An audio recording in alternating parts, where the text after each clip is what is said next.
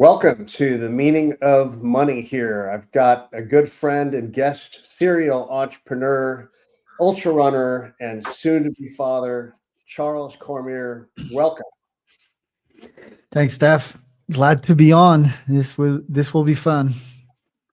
Hey, we've got a lot of fun things that I want to ask you about, including why you have an unlimited budget for healthcare and education, why you rent a house but buy cars, why Oaxaca, Mexico over Canada or the US, all kind of fun things coming up. But let's you're about to become a dad here. So let's start with unlimited budget for health and education. Yeah, Tell yeah, me. that's a good one. Hey, I think also it's intriguing to talk about my zero reliance on governments, right? Like I've never relied on pretty much anyone financially. Obviously, when I was a kid, my parents bought me stuff, right?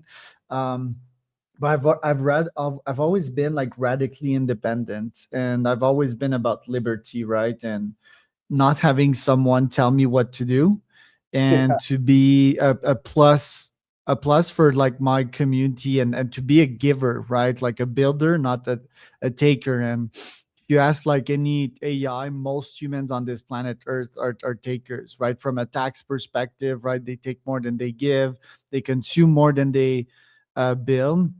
And I think that's like my underlying philosophy pretty much for everything, right? So I'm about to have a daughter. Very exciting times. I don't think. I mean, you might tell me, but like, I don't think children's are huge financial nodes. Well, at least compared to like everything I spend on. So that's not intimidating for me. Me, it's more. I guess that's my second financial principle. It's I'm obsessed with my time and energy, right, and my efficiency. So it's more like, oh, it's gonna take my time, but obviously I want to spend time with my daughter. But I do still have the motto that, yeah, time is money, right? Like that one has never really got old. So yeah, if anything that I'm gonna make a decision on nowadays, it's gonna be like, how much time is that gonna take if I calculate my time at anywhere from 1,000 to 2,000 bucks an hour, right? And yeah, like for example, my kids, or my wife or myself, the health, the education, that's what I value most, right? If I don't have a good health, how can I enjoy life? How can I make money, right? If I don't have a good health, if my brain is not there, if I'm fucking tired all the time, if I'm not like in a biohack slash flow state, I mean, I'm not only am I, it's gonna suck, but I'm gonna make less money. So I've always prioritized my health, right? Like my first business was a nootropic 10 years ago, up there in Canada. And same from education. I think you and I were both the same, right? Like I check your bookshelf, and dude, I spend hundreds of thousands on my own education, right? Like in terms of time, money, energy. My Audible is full nowadays. It's more about AI, but again, without education, as you know, and it's the same when you're building a country. If your people are not educated, you're just not going anywhere. They're not going to make money. They're going to make dumb decisions, right? So anytimes like these two things come up, like, hey, should we spend on this? Should we buy this supplement? Should we buy a hyperbaric chamber, which I'm going to buy like pretty soon, right? It's like, yes, hell yes. So yeah, long answer to your short question.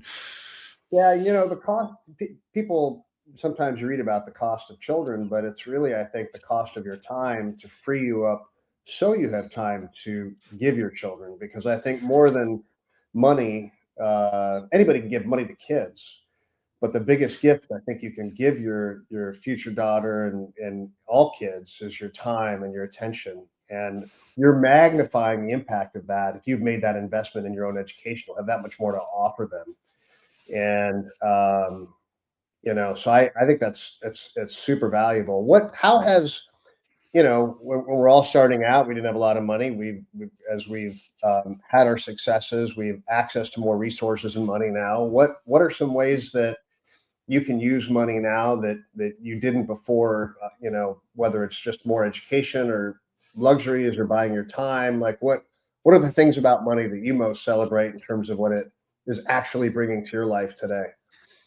Yeah, I was interviewed on a podcast yesterday, and I'm gonna start with that premise. Like, I'm an ultra capitalist, and I believe that money is good. It's humanity's greatest invention, probably after letters, right? Like, and words and books, and health. But yeah, it's one of the humanity's greatest invention. Why? Because you have something that I need. I have money. We're gonna exchange it. I'm gonna get what I need, and you're gonna get money. Isn't that beautiful? It's like win-win. It's the ultimate win-win system, right? So, pretty much everything that I do nowadays, yeah, revolves around money. Money is energy to me. If you don't have it, you don't you're not dangerous. You're not happy. You're not in flow state. And I feel a bunch of folks are also hypocritic around that notion. They're like, oh, money is not super important for me, but okay, you inherited some money, or the government gave you some money, so sure, Sherlock. But for us that are like fully independent and about liberty, and for us that have been entrepreneur for decades, which I think is your case, like me, it's been what, like 12 years. We just know that money is super important, right? Like, money is life, money is water. It's like water in the desert. So that's pretty much how I think about money. It solves a bunch of problems. um Obviously, you're not gonna hear me say that your net worth is like who you are as a human. It is your worth. That's not true, right? As a human, you can add value. So there's like all these nonprofit people that are doing a good job, or social entrepreneurs, right?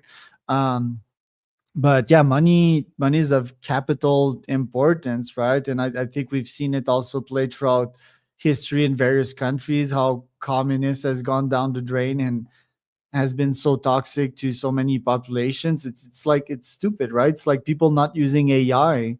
Like, why would you not use the one of the greatest invention, So that's pretty much my philosophy of money. It's like, I try as much as possible to exchange money against time nowadays. And we're starting this fund that's also about this thesis. Is like, okay, we're good at assembling and raising money. Let's just deploy it and be patient and see, and bet where or mouth is, like in our ideas. So yeah.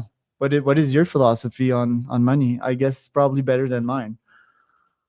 Well, I think we're all learning as we're going. But I one of the interesting things for me about money is that it amplifies who people are.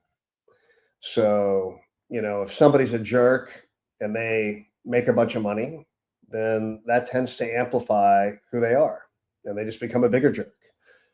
On the other hand, I think if you really, like you said, treat money like energy, you realize that it can amplify the good. So whatever you're into, whatever you're passionate about, it can amplify that. And so I just look at it as an amplification tool. Really good for the things that it can do, and not so good for the things that it can't. Fun question for you. I know that you're a huge believer, as am I, in the power of AI, the agentic armies that are currently being built, and ultimately AGI.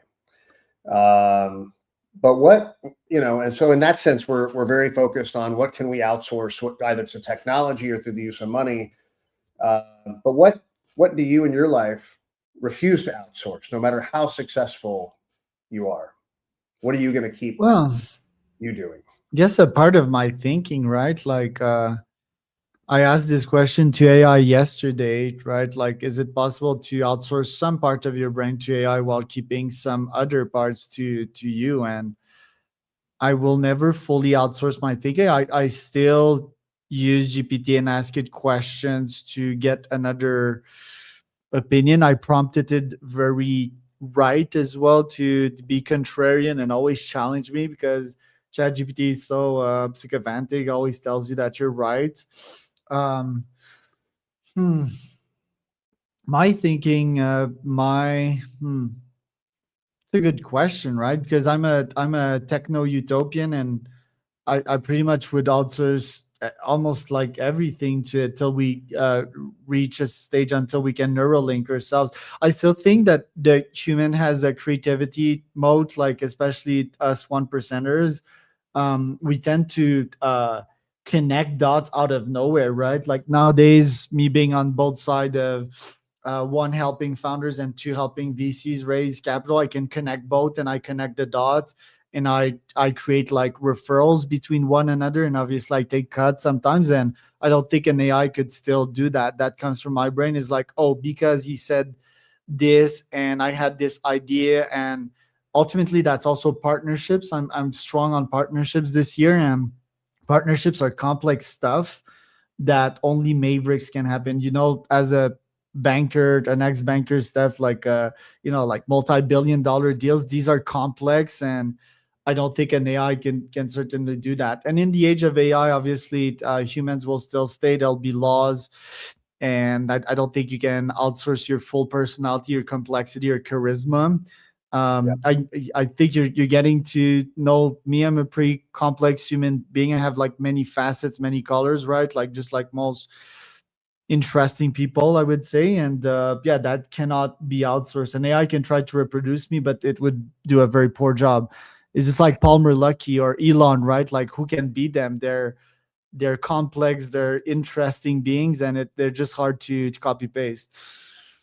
Yeah, I think the other area, for lack of a better word, is love or Oh, 100%. I mean, there's a certain emotion that I think we bring to the equation in relationships, whether that's in boardroom, deal making, leadership at the top, whether it's in a ultra marathon, or any kind of a life, right? And no matter how successful a person that I've met, no matter how much money they have or how high of a corporate peak they've climbed, everybody that when they're really being honest and they let their guard down and are open about life has gone through some tough days, have had periods of real self-doubt or beating themselves up or regret or pain. Let's face it, none of us are perfect. We've all made and or will make more mistakes. Yeah. And I think the how we handle that emotionally, uh, and how we approach Grace. others when they're going through those tough times, um, is often a defining characteristic in how people see us, feel us, how we present when we're with other people, and that's a very powerful dynamic that I don't think.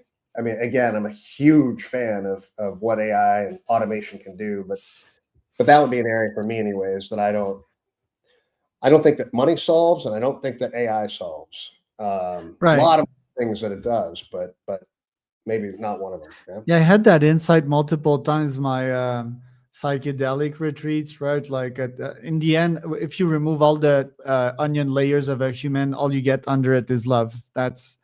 And when you die, like a lot of people have reported about their experiences there, and it's just like this electric feeling of just letting go. Feel there's like this love layer, right? And we don't understand a lot about the human brain.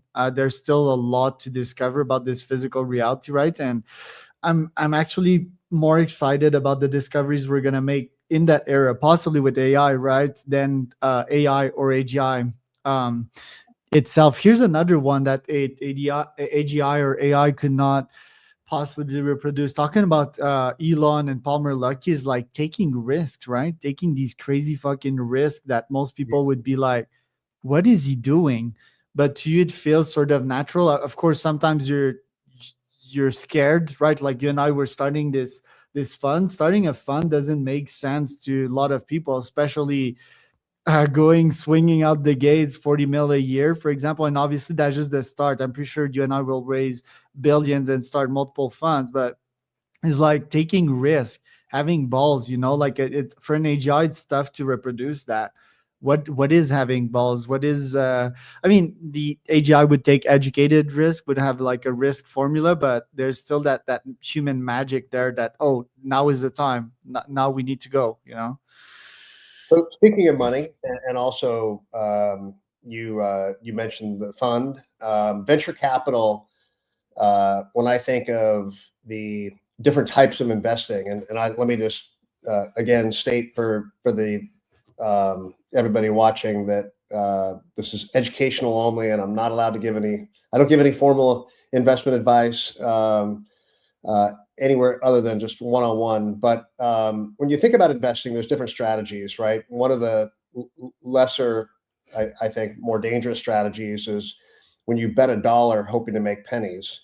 And at the opposite extreme is when you bet pennies to make dollars. And that, in some sense, is really what you're doing in the venture capital space.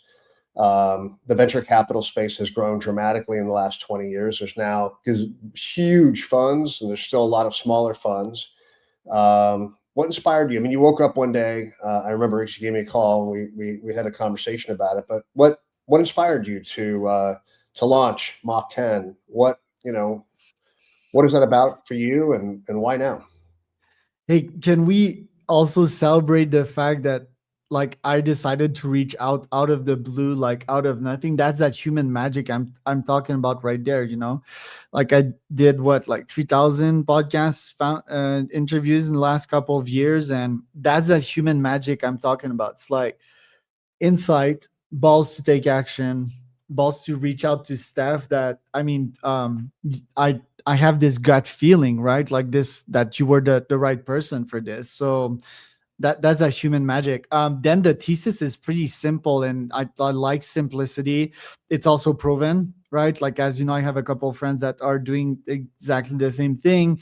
Brian Bell at Ignite Ventures, Dave Messina, which is a client of mine at Pioneer Future of Health Funds, which only invest in YC companies, right? And I've worked with hundreds of YC companies. They're just the best. Like, they're the best quality of founders. Getting through YC is hard. They're young, they're energetic, they're hyper smart, they're technical, right? And you can check the track record of YC. It's the most successful incubator of all time, and one could even say like VC, because I mean, incubators is just like a VC model, it's just like very early stage, and they provide advice, right? And VC does that to some extent. So they have a very high strike rate. Airbnb, SendGrids, Box, you know, like what I mean, a fuck ton of companies that are unicorns nowadays came from YC. So it's a very fair thesis. And, you know, I also have like deeper thesis into that, right? So like developing the an ecosystem of the most elite folks on earth. If you check why OpenAI got the success that they had today, most of it is that they packed the highest talent nodes in one room, right? And that's what we're gonna do. We're well connected. We're more than just a venture capital. We're gonna do GTM for them, right? Which is the missing part nowadays, because nowadays you can just vibe code stuff, but GTM is still hyper hard, right? So we're the missing notes. That's a very stable and simple thesis, I'd say. Yeah, it's an interesting time because well, let me back up. So you mentioned kind of gut, the human side of it. I think gut instinct is a very real thing. It saved my life in 9/11. I was scheduled to be at the top floor of one of the World Trade Man, that's Towers, crazy. on 9/11, and I had a feeling, just a feeling, a gut feeling. I don't want to go. Couldn't explain it. Couldn't put words to it. Thank God I chose to listen to that feeling. And unfortunately, I lost some colleagues and good friends, and it was a horrible event, but very eye opening to me because it was that intuition and that gut, and that also I think is still That's something crazy, that man. makes us human. And when we listen to it, we should listen to it because there is an inner truth that's trying to make itself heard, whether we're able to hear it at that moment or not, whether we take action on it or not. still, I think, a defining element of being human. Yeah, and it's interesting when you think about, today we've got Claude, we've got OpenAI, and you've got large competitors, all vying X, of course, with Elon Musk vying for that top spot. One of the things that OpenAI did that I thought was really smart is they very quickly made it easy to plug and play and chat GBT into other things that you're doing. They're among the first to make it very easy to make connections via Zapier and other automation tools. Everybody's following suit now, but I think the basic idea is that 20 years ago, everybody was just so excited to have new cool software tools. Well, today everybody's app stack is 20, 30, 40 apps deep. And the last thing anybody wants is to have to go to yet another app and log into another website and go into another ecosystem. Instead, I think the name of the game is realizing that as human beings, there's part of us that is lazy. There's part of us that's like, hey, that's a hassle to have to log into 40 different ecosystems. And, I want one. I want things that connect, that make my life easier. And so they were one of the first that did that. I mean, for example, I think Google's technology, they have some very advanced technology, but it's not the easiest for non-experts to connect with and tap into. And Claude, of course, has come out, swinging hard, and has, I think was the first to really connect with Excel and tap into the financial sector and add a bunch of bells and whistles and on the connectivity front. And they're, even allowing you to do things on your desktop that again makes your life easier. So I think it's a very exciting time, and going to be a lot of winners and a lot of losers, but a very, very exciting time. Going back to money for a second, Charles, I wanted to ask you um, I mean, you've been very successful. You've made a lot of money, and people often focus on what money can buy and the fun things that come from having money, the freedom that comes from money. But what about responsibility? What for you? What responsibility came with wealth that nobody really prepared you for? Yeah. First, I don't consider myself successful. I've been way more liquid than most people, let's call it that way, because I've been running agencies and SaaS, and I've always had a nice lifestyle. I've never ate fucking ramen for 2 years, right? I had bouts, like for example, my first supplement startup, I got like 100K in the roll, like straight out of the gate, right? Like we shut down and I had to pay 100K back. That was not so nice at like 22. So um responsibility. Anybody who's Well, being some of the most yeah, wealthy people I think all I, had I stories. talked about that like yesterday. The responsibility things like Anthropic, right? Like with VS OpenAI.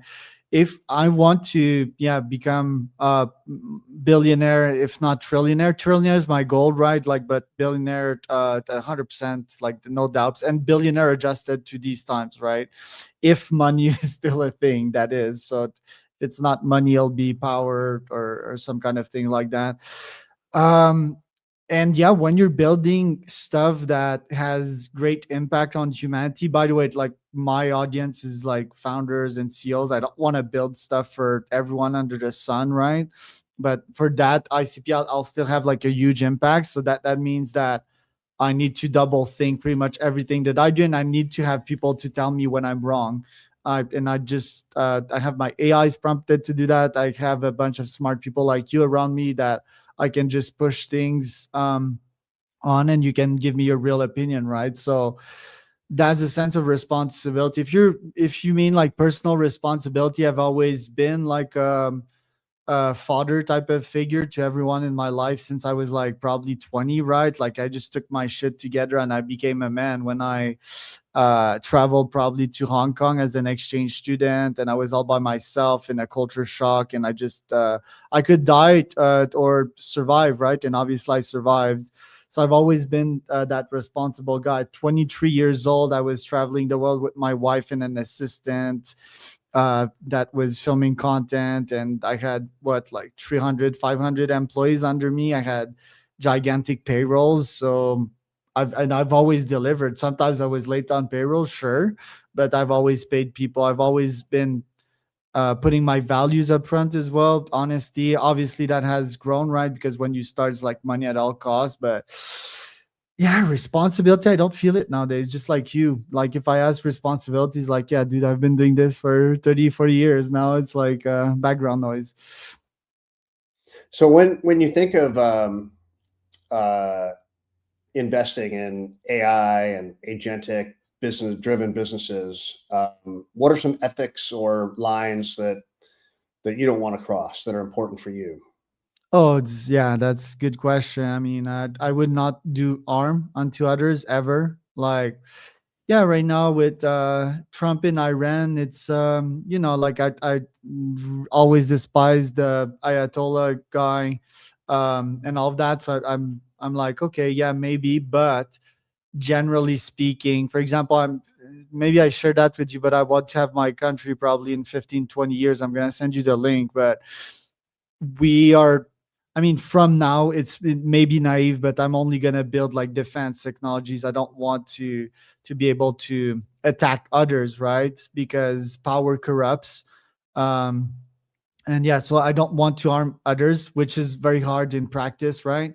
I don't want to harm others liberty. I want to give them the full information also and be open sourced to some extent, right? Obviously not give the terrorists like the full access to the code, but I want to give most people a shot because most humans are good, right? I still love humans. I still believe in humanity.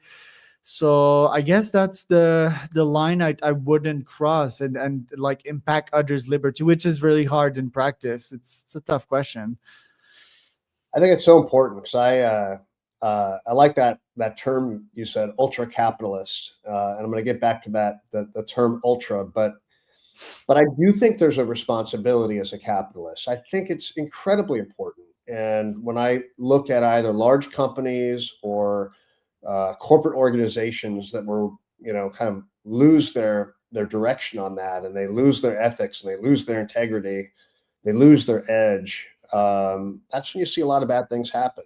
And look, nobody's perfect, right? Nobody's perfect, but I think it's so important that we embrace these values openly. And if we screw up, then we just got to be honest about that and Oh yeah. open work to fix it rather than hide it or not disclose it or lie about it or all these other horrible things that you see people and firms do. And that's what's going to protect capitalism. It's not the idea that we're not ever going to make a mistake, but it's the idea that we're going to be open and honest and learn from that. And I think we have to fight really hard to protect that cultural aspect of capitalism because I think that that's what keeps the humanity in capitalism. That if we just focus on the money part or the mechanics of capitalism, and we ignore the ethics, we ignore the humanity that you were talking about, that's when we lose. And Um, the environment also, right? Like not burn the environment while doing that. And again, it's tough to put in practice, right? Because ChatGPT, every prompt is like burning water and warming the planet, but it's also what will solve the climate problem, like AGI ultimately, right? So it's always tough decisions to make. It's like bets that you're willing to take, and that most people will be like, "Oh, this is dumb," but that's the human gut magic. You know what you're doing and you need to move forward even though most people will talk shit about you. And you mentioned the planet, but I think increasingly, maybe in our lifetime, we're going to be thinking about the galaxy, and Oh yeah, for sure. that's pretty wild, right? I mean, Space debris and stuff, so I'm not an expert on planetary anything, but I'm fascinated by it. I was since a kid, since I was a kid, and I think it's really interesting that we're. I mean, it feels like we're on the cusp of some new disclosures, at least here in the U.S. by the government about what they know about it and what they don't.